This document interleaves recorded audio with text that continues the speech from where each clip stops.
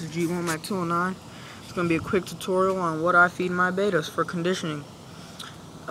This is again part of the breeding, but a lot of my fries were not all of my fries were lost, kind of.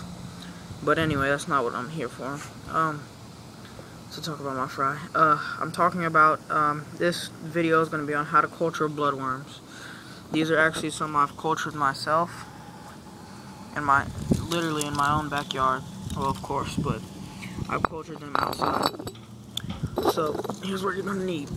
You're gonna need a bowl, or in my case, a bucket, which is what I was successful with. But this one I'm gonna be trying a bowl. I need some aged rainwater. Let it age with a couple leaves in it. You're gonna need some wet, like, leaves.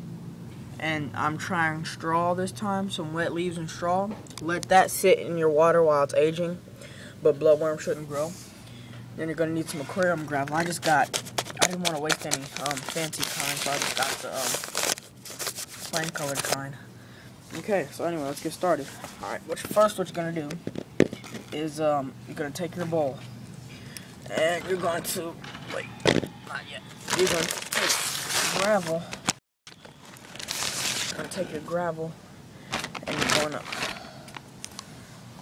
gonna pour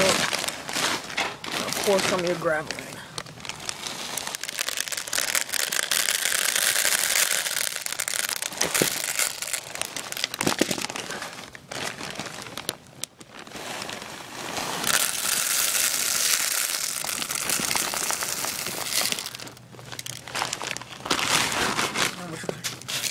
Flatten that out so that it's like pretty good.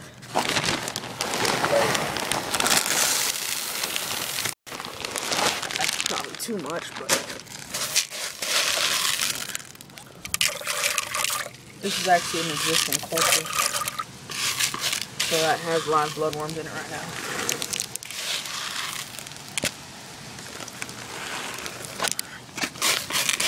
Get to a pretty good layer. And you're going to pour your water in.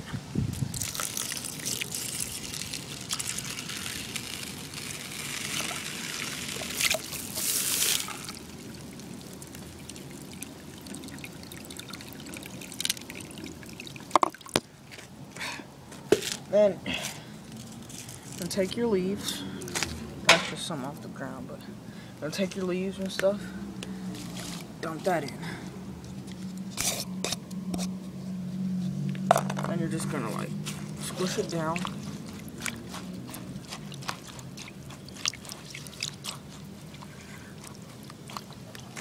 And then that's kind of too much.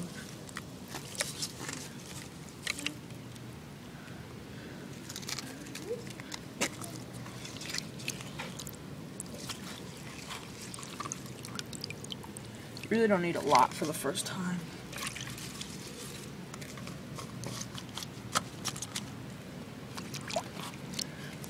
And then what you're gonna do, you're gonna let that sit for about 2 weeks or a couple weeks or you can keep checking on it until you start noticing bloodworms. But it's on your call whenever you start feeding them.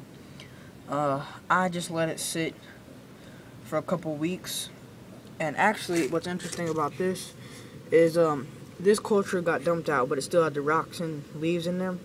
So I just let it added some more rainwater, and once again, obviously, it's booming with bloodworms. So I just let it sit for about a couple weeks, or I just let it sit and then I forget about it, and then whenever I come outside or something and remember about it, I just check it.